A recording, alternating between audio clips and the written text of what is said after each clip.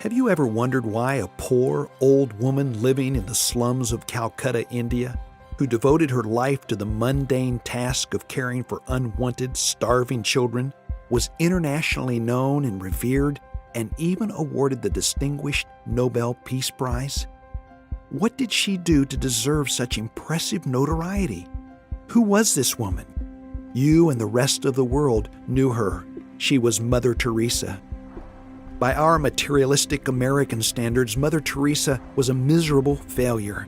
She never owned her own home. She had no money set aside for retirement, had not built a successful business, or had much of an income. She did not own a car and wore the same style of clothes every day.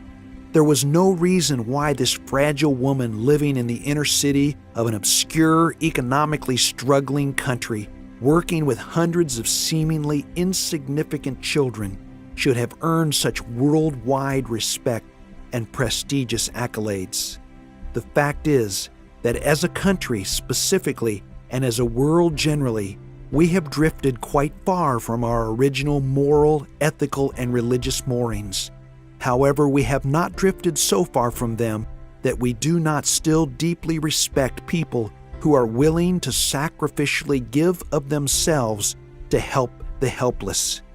Deep down, each of us knows that in so doing, we will experience the highest levels of personal fulfillment and spiritual joy, even though this reality is seldom part of our daily consciousness. Sadly, we often find ourselves so busy in our headlong pursuit of living life that we actually end up missing the true essence of life.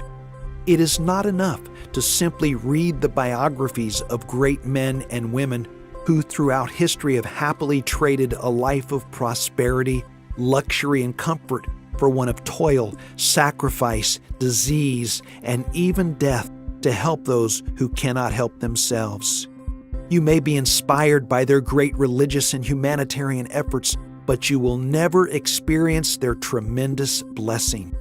They would all acknowledge that the fulfillment they found surpassed everything they voluntarily gave up in the trade. The following story is just a simple illustration of this truth. A group of 12 youth and adults traveled to Juarez, Mexico, to build a home for a needy family. The husband of the family, for whom the group was to build the home, worked 60 hours each week to earn $30.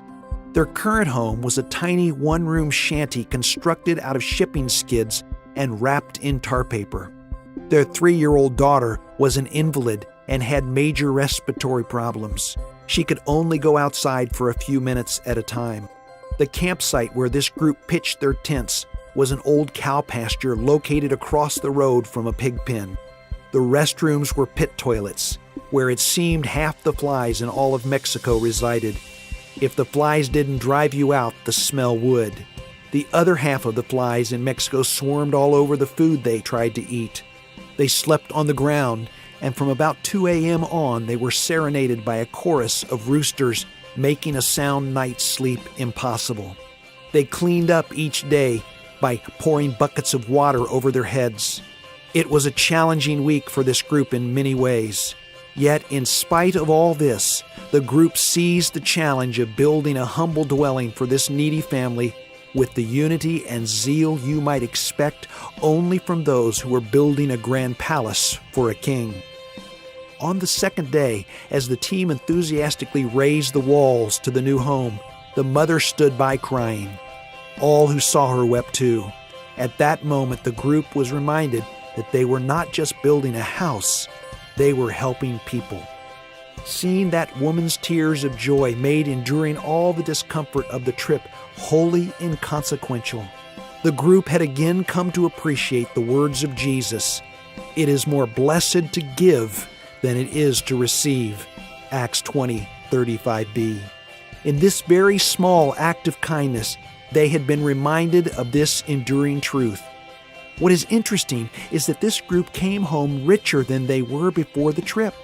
Some left their wives and children to go. Some took a week off work. They all spent money to go, and they all endured physical discomfort, yet they came home richer. How? The answer cannot be explained in physical terms because it transcends the realm of the physical. It can only be explained in spiritual terms. And the explanation is this: you will always make a profit when you give yourself away to others. Let me suggest that the personal delight of giving massive sums of money away is decidedly minuscule in comparison to the joy you will realize by giving yourself away to a worthy cause.